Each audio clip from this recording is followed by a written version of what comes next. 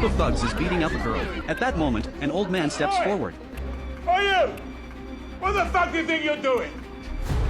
Okay, Granddad, it's got shit to do with you. Ignoring the old man's stern warning, the thugs not only disregard him, but also laugh at his overconfidence. The old man pulls out a pair of knuckle rings and swings them at the young thug in front of him. These thugs are used to bullying others, but they never thought the old man would dare to fight back. They immediately surrounded him. The old man wasn't planning to back down. He took off his coat, ready to face them one-on-one. But these punks have no martial arts spirit. They hacked at him with knives, and then ruthlessly beat him up. The girl realized the situation was bad and quickly ran away. The severely injured old man tried to get up, but the gang leader, Aaron, had gone berserk. He repeatedly kicked the old man's head, and the old man was eventually beaten to death. At this point, Aaron had no idea he had messed with someone he shouldn't have. As the thugs were leaving, they ran into the old man's neighbor. Hearing them talk about what had just happened, the neighbor suddenly realized something. When she walked into the alley, she indeed saw the old man's body. She quickly notified the old man's brother, Richie. He was once the godfather of the London mob, but had retired due to his old age. After receiving the news, he immediately flew to London, determined to get justice for his brother. His old friend, the bald man, came to pick him up at the airport. With the bald man's guidance, the two arrived at the crime scene. There were still traces of his brother's blood on the ground. The female police chief told him to go back and wait for further information, but he had his own plans and never thought of relying on the police. It turns out that the neighbor had witnessed the group of thugs, and someone had filmed the entire incident that night. The neighbor bought the video at a high price. They now knew that Aaron was the killer. Richie then called together two other brothers. One of them was named Arthur, with a bad temper that no one dared mess with. The other was named Bucky, who knew every part of the human body like the back of his hand. Anyone who had been tortured by him wished they could die. That bald man was no ordinary person either. He could tell if someone was lying with just one look. Each of them was ruthless and cold-hearted. After attending his brother's funeral, Richie began to carry out his plan for revenge. Don't underestimate these four men in their 70s. They are tough as nails. Back in the day they ran the underground world of this city. They kept the peace and order by following their own rules. But after they left the underworld, Richie's brother was killed by a gang of thugs. To avenge his brother's death, Richie decided to take matters into his own hands. They first found two of the criminals, and dragged them to an abandoned warehouse. At first the criminals didn't realize the seriousness of the situation. They kept cursing. These four men hadn't been disrespected in years, so they all laughed. The bald man didn't waste time talking. He took a razor blade and cut the thug's forehead. Now they finally quieted down. But the bald man didn't stop there. He pulled out a hammer and long nails, and nailed the thug's hands to the chair. The criminals screamed in pain. The other thug standing nearby was terrified. He never thought these old men could be so brutal, but he still refused to give up the whereabouts of their boss, Aaron. The bald man knew it was time to take action. With Richie's approval, he grabbed a power drill and aimed it at the thug. Soon enough, his legs had a few more holes in them. The other thug finally panicked. He said if they let him go, he'd take them to his boss Aaron. But the bald man saw right through his lie. Sure enough, as soon as he was released, he reached for a weapon on the table, but Richie shot him dead. I told you he was lying. And I believed you, Roy.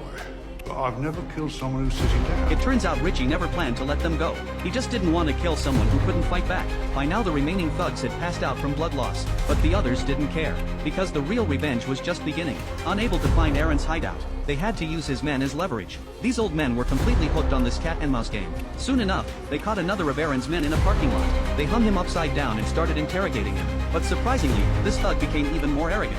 He refused to give any information, and insulted their families. Richie instantly exploded with rage. He grabbed the brass knuckles his brother had left behind, and went crazy shooting at the thug's head. The thug died on the spot, but Richie threw his back out from the force of the shot. His friends quickly rushed him to the hospital, but at that moment, they didn't know. Aaron had discovered his men had been killed by Richie, and he was heading to the hospital with his men for revenge.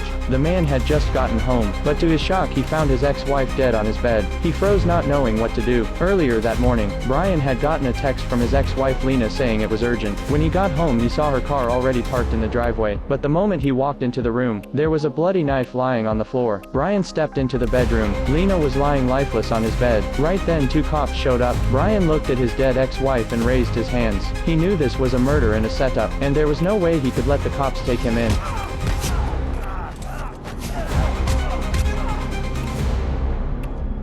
When backup arrived, Brian jumped out the window, with two cops chasing right behind him. They finally chased him into a garage. Brian dropped his gun, crawled under a truck, opened a trapdoor and slipped inside. When the two cops opened the garage door, Brian was gone. After escaping, he used a payphone to call his daughter, told her about the terrible news, and promised her he would find out the truth. Officer Nick came to where Brian had vanished. They moved the truck and found the trapdoor right underneath it. He knew Brian was no ordinary guy. Meanwhile, Brian called his old friend Sam and headed to their secret hideout. Inside were hidden gun parts that could be assembled into a pistol and a special agent laptop. Brian first tracked down his wife's sports car, downloaded the usage records from the car. Right then the two cops were doing the same thing, but by the time they arrived, Brian had already grabbed the data and left. Back at the hideout, Brian found a very suspicious location. After 10 p.m. his wife had gone to a remote gas station. Brian then went to that gas station, pretending to be a cop. He asked the front desk clerk if she had seen the woman in the photo. The waitress said she could not remember. Just then Brian noticed a security camera above, so he found another employee. The man took Brian to the surveillance room. Brian carefully reviewed the footage. At that moment the two cops arrived. They also went to the counter first to ask the waitress, and learned that Brian had gotten there before them. The two cops rushed straight to the surveillance room. Inside, Brian spotted Lena being abducted by a black car. He kept zooming in on a tattoo on the kidnapper's hand. Right at the crucial moment,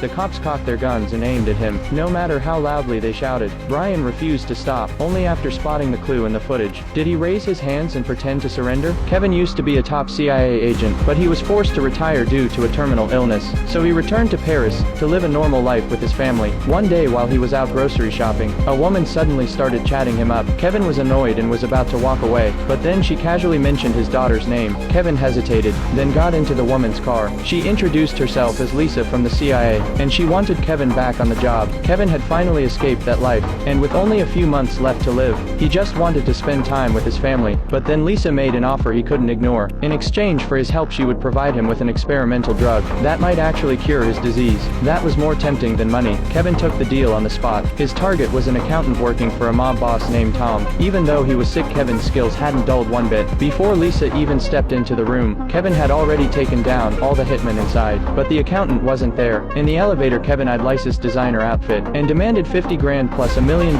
life insurance policy. Since he was the only one who could pull off the job, Lisa had no choice but to agree. She personally gave him his first injection of the drug. With his wife out of town on a business trip, Kevin got 3 days alone with his daughter, and he was determined to make the most of it. But right after dropping her off at school, Lisa showed up again. Kevin asked about the cash and the insurance. Lisa didn't waste time. She handed him a check for 150 grand. Kevin barely had time to react before he hopped into Lisa's car for the next job. This time the target was Jason, a luxury car rental company owner who often provided cars for Tom and his accountant. Maybe he knew where to find him. After taking out 2 bodyguards, Kevin kidnapped Jason and got the accountant's location. 2 cars slowly pulled out of a hotel. Inside one of them was the accountant. Once Kevin confirmed the target, he strapped a bomb to his foot and got moving. At a red light, he took advantage of the stop and bent the accountant's car's side mirror on purpose, forcing the driver to lower the window. Then he quickly stuck the bomb onto the bodyguard's car. He put on a gas mask and threw a gas grenade into the accountant's vehicle, then yanked the driver out and successfully took the accountant hostage. By the time the other car realized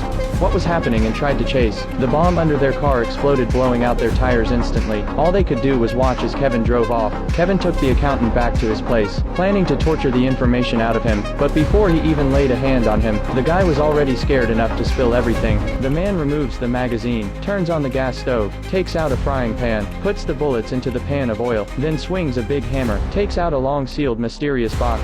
Frank is a retired special agent. He has never failed a mission, but this tough guy suddenly finds his house surrounded by enemies. The bullets in the pan are burning red hot, then loud noises keep going off. The people outside think a gunfight has broken out. They start firing wildly at the house. The thugs rush inside, but Frank quickly takes them all down, finishes the fight with one last shot. After wiping out all the enemies, Frank walks away coolly. Then he goes to the home of Mary, a woman he has never met in person. Frank worries the enemies will target her, so he tries to take her with him, but Mary looks at him with doubt and full resistance. By now the enemies have already arrived downstairs. With no choice, Frank forcibly takes her away, then he settles her in a motel. Frank then goes alone to find an old comrade, trying to figure out who is after him. After some digging, he learns this group recently killed a journalist. Maybe there is a clue there. Meanwhile, top active agent John gets an assassination order. The target is Frank. He quickly finds out Frank and Mary are close. At this time, Mary has already broken free in the motel and called the cops. Enemies disguised as police take Mary aside. They are about to inject her with a sedative. Luckily, Frank arrives in time, knocks down the enemies and rescues her, then calmly drives away in a police car. After this, Mary is completely convinced Frank is a good man, but the next second,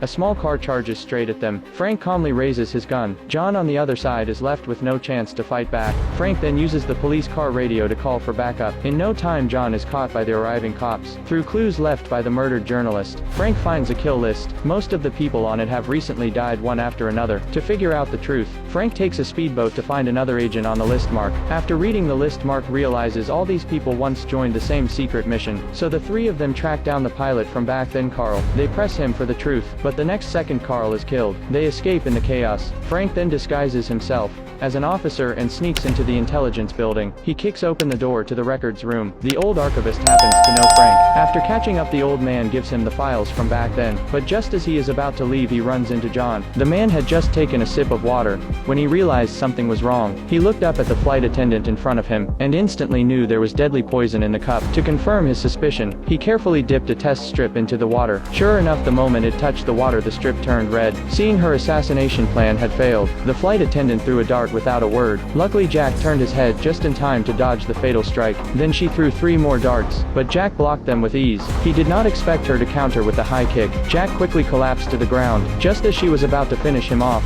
His daughter Lisa showed up in a flight suit just in time, but since the cabin door would not open, Lisa slapped an explosive onto the plane, and the next second she hit the detonator. The air pressure instantly sucked both of them out. Jack was about to hit the ground, but Lisa dove in to catch him mid-air. Just when everyone thought the crisis was over, Lisa suddenly woke up. It turned out everything that just happened was a dream. Soon Agent Jack received a mission. A terrorist group wanted to gain control of the situation by finding bombs hidden all over the world, and Jack had to locate and destroy them first. Coincidentally, Lisa's school was putting on a show at the exact same place Jack needed to go, so Jack hitched a ride. Meanwhile, CIA agent William got a call from the kidnappers, ordering him to go alone to a certain location to pick something up. William was about to hang up, but the kidnappers sent him a photo. His son had been taken hostage. With no choice, William went to the location. Soon he found a box. Inside was a phone. The kidnappers wanted William to find the launch codes for a nuclear bomb. William went to Jack for help. Once Jack understood the situation, he knew they needed weapons, so the two of them climbed to the 3rd floor weapons room by hand. Strangely, there were thousands of birds inside. Without thinking, they opened the armory, grabbed some weapons and prepared to leave, but William accidentally triggered an alarm. The cages behind them popped open, and swarms of birds rushed out, completely surrounding them.